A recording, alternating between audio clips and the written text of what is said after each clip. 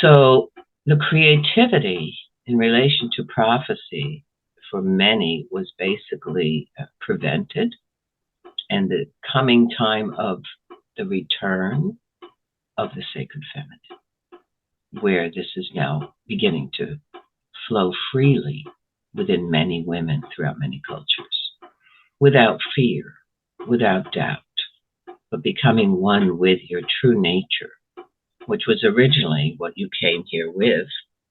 And then perhaps that was crushed with some of you, I don't know. But it seems that in general, the fear of the sacred feminine is quite huge. And I could go through history and identify how that started, who is behind it, you know, and how we have become pitted against each other, women also pitted against each other. Absolutely. Yeah, the divide where we are supposed to be in sacred circle and unity for the sacred creation, including ourselves and all others, and the unity that has been corrupted. And here we find ourselves at war.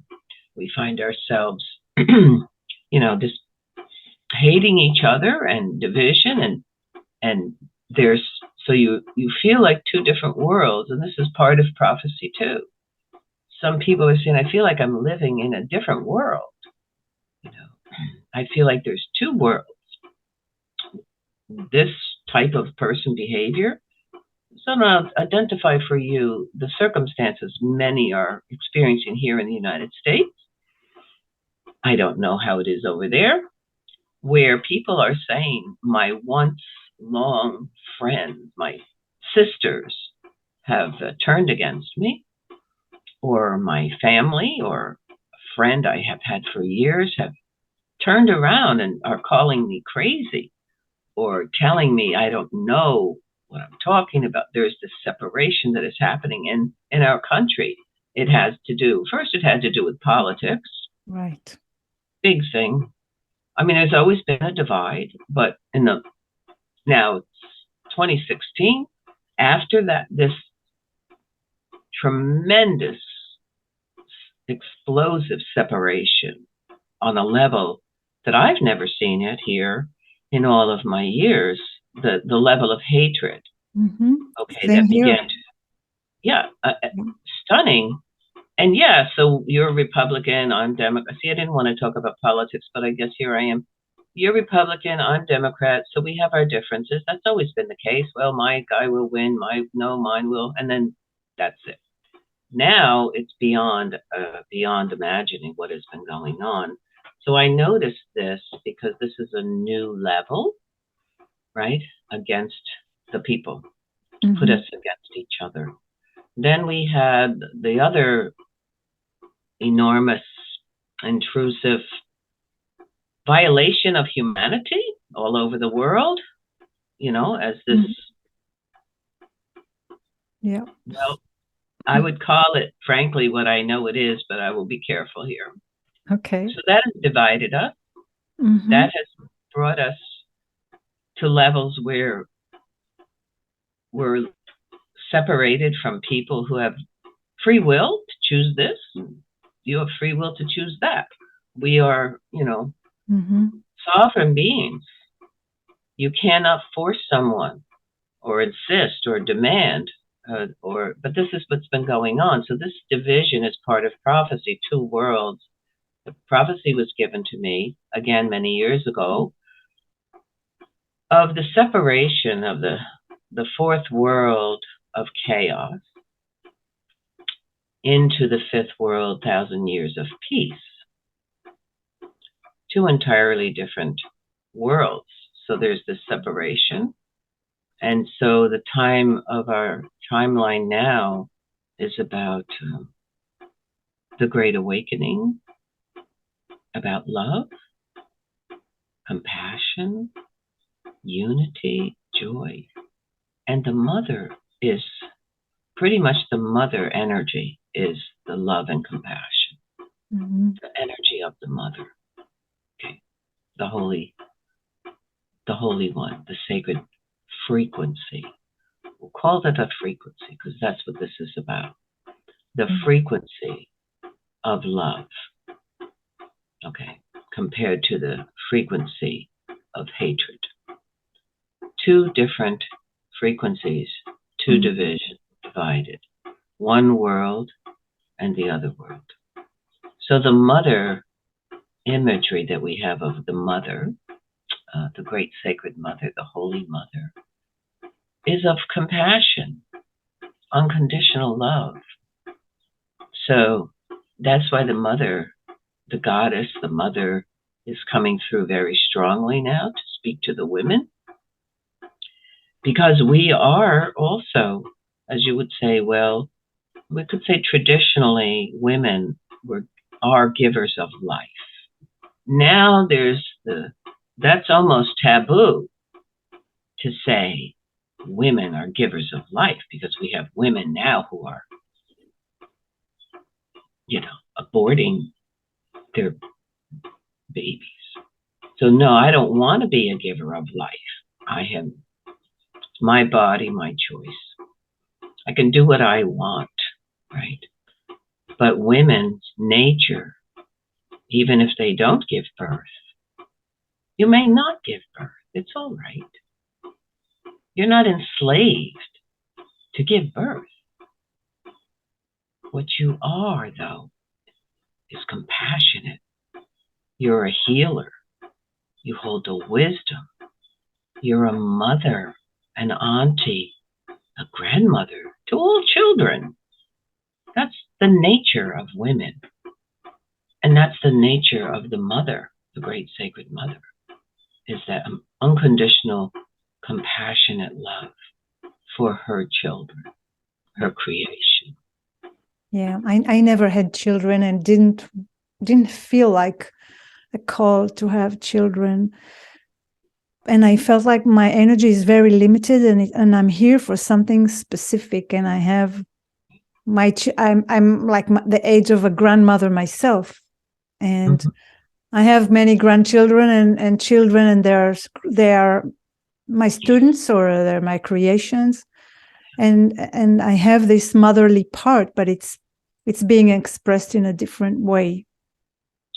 And that's how it's supposed to be. So the lie basically has been perpetrated that women are enslaved to male domination and must give birth, or must be this, or must be that.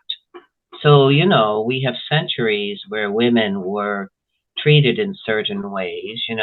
Darwin's theory of the inferiority of women, you should check that out. And you're talking Darwin's theory of the inferiority of women. So this was taught, and scientists agreed. So science in the early times spoke about women's brains were even smaller than male brain. I mean, this is indoctrination. So you have our men, our brothers, our fathers taking on this information, as well as the women taking on, well, this is science.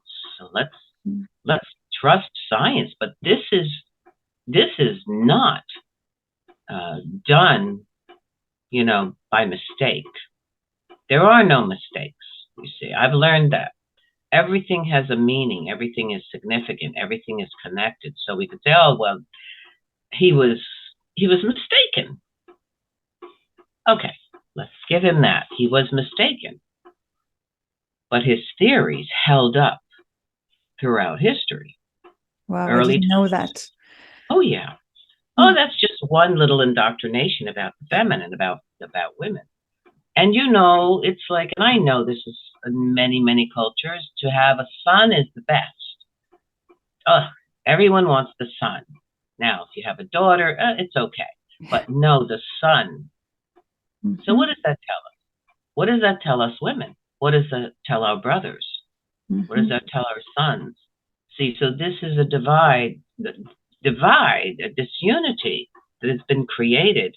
And so do you think women are enraged? Oh, they are. I am. Oh, yeah. Yeah. Interesting, right?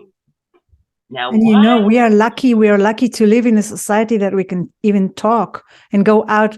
My friends just came back from Egypt. They went to see sacred places, and they were in a place where there was like glorious civilization, and the villages around there were no women. And the women are not getting out of the homes. No woman outside. Yeah, this is, I call this the sorrow of the mother. Mm-hmm. It's a great sorrow of the mother. And it's Mother Earth as well. It's the same. We are her as well. That's right. When I say that it is all inclusive, the sorrow of the mother, is the Mother Earth and is the Creator Mother, the intelligence, the dreamer, the visionary, the one who, I guess, planted the seeds, the spark, So, yes.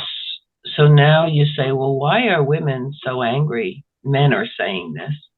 Well, why are women so angry? Why are they blaming us?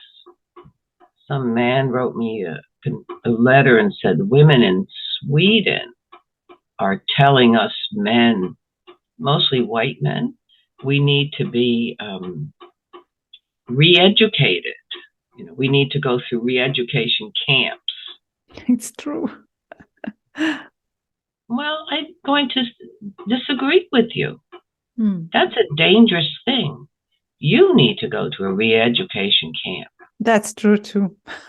All of us. That term is not a good term because there's something inherently wrong with you. So we're going to take you to this camp and we're going to re-educate you. Yeah. To our way of thinking.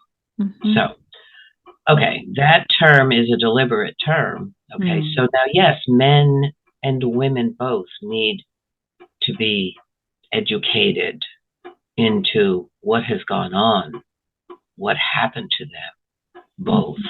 Right. But so you could say there was and is a plan for this tragic separation and the destruction of the great sacred mother.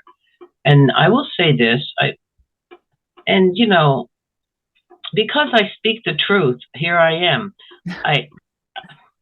It's coming. Uh-huh. I have to say, and I will not apologize because this is who I am.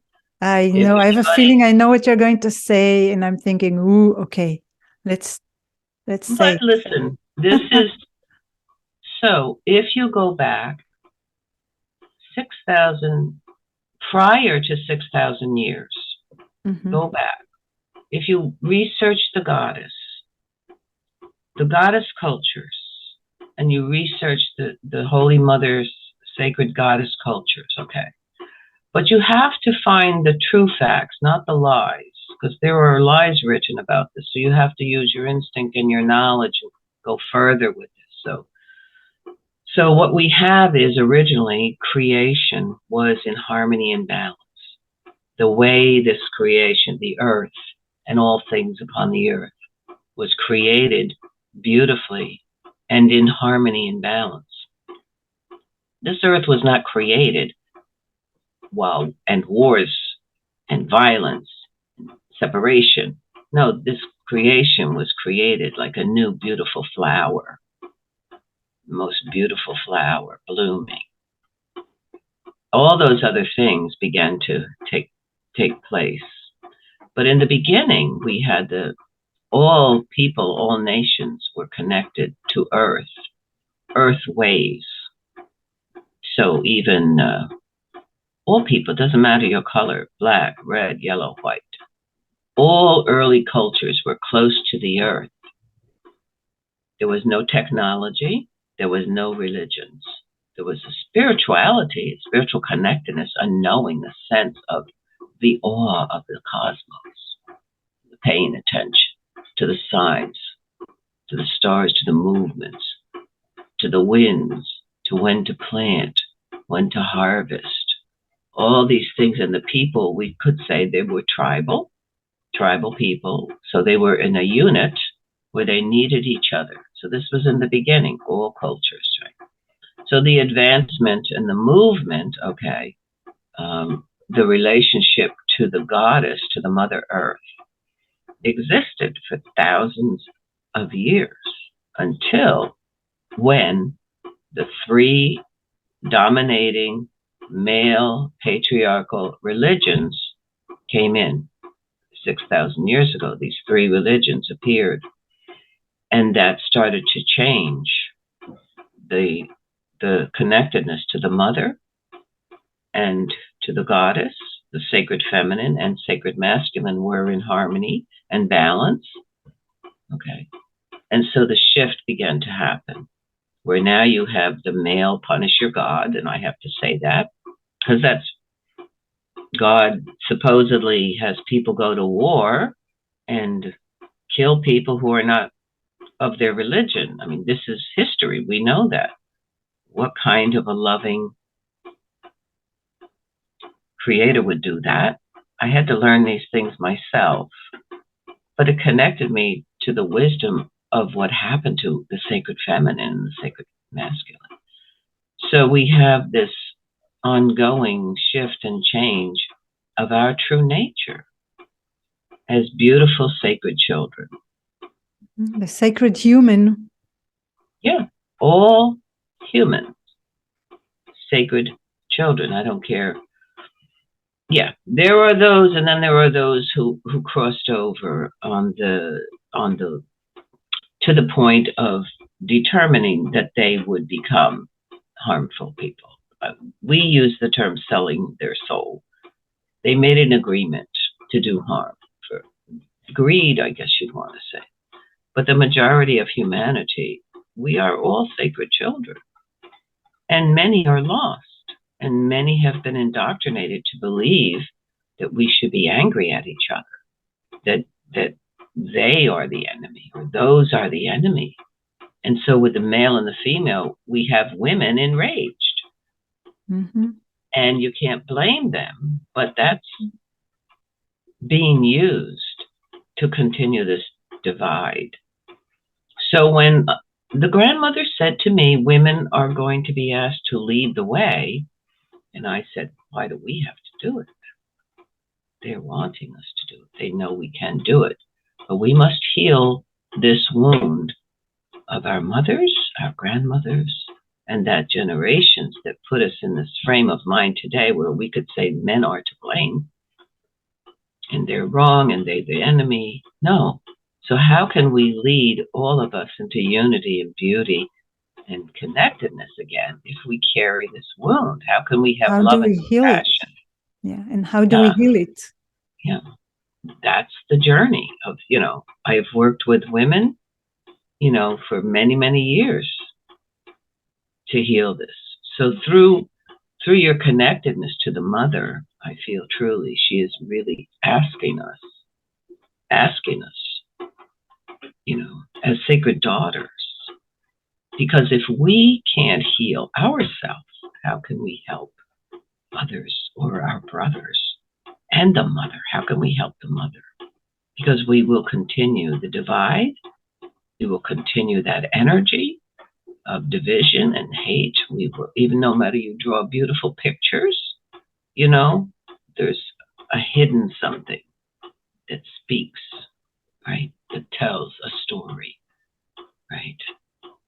So the mother is asking us to help her, basically, by healing ourselves, because we are one with the mother. Mm-hmm. We're not separated. So it's like a big challenge for us to have compassion. Well, we have to have compassion for ourselves first. We must learn to love ourselves first and know how sacred we really are, how significant we really are. Mm-hmm. And so this is all part of the returning of the sacred feminine. First, you call yourself a woman. You say, I am sacred, right? But you have some hidden beliefs inside of yourself that tell you that's not true. Mm-hmm. These you have to find.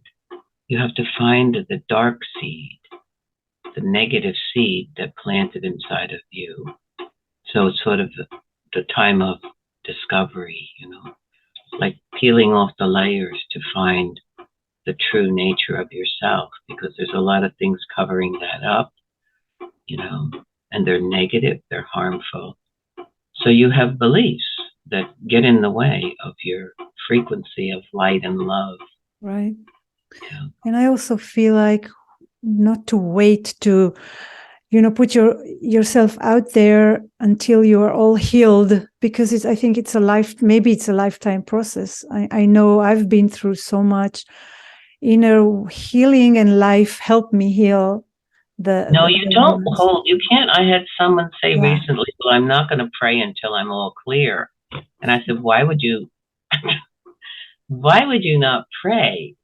You might want to pray to help you to be clear, rather than I'm not going to pray until I'm all clear." I said, "That's absurd. You're never going to be all clear." Mm-hmm. But the prayers can help you. It's like you don't stop living. Right? Yeah. Because living is the journey. It's our journey to be here. I say, I finally, took me many years, realized that I agreed to come here. That I did agree to come here. And I made that agreement with the Holy Mother. I made that agreement with her in the realm before I came here. I know that now. Mm-hmm. But many people say, well, who would agree to come here? Who would? I said, well, if you didn't agree, you wouldn't be here.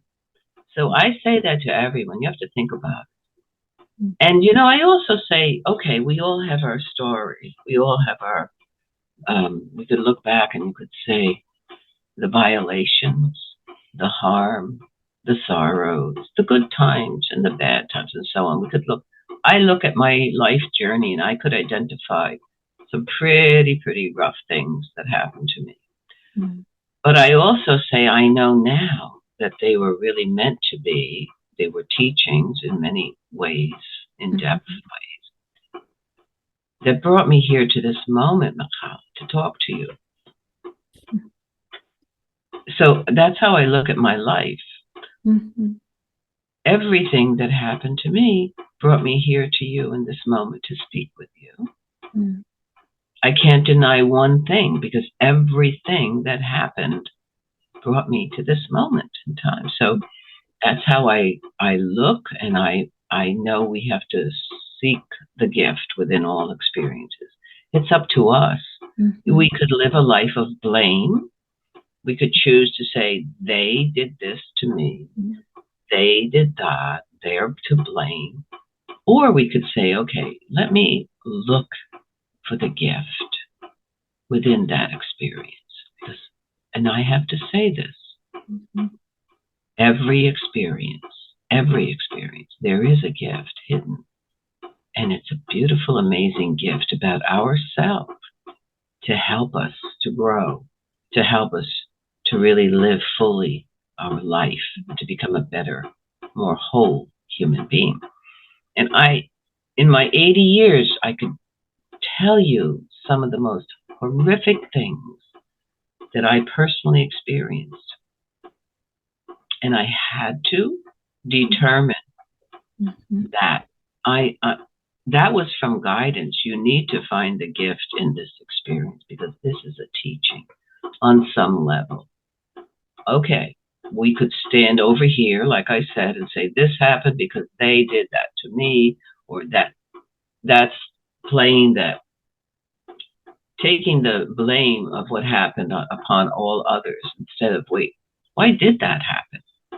Is there a gift? There is. And I can't tell you what the gift is. I could only tell you what my own experiences were and the gifts that I found within them. And it's pretty extraordinary, really. So what I'm saying is we carry our wounds, and we don't want to look at our wounds. So your creativity is bringing out the fullness of your beauty, your sacredness and your beauty. you put that on canvas, you put that on the paper. How do you then carry yourself as a woman in life when you walk away from the paint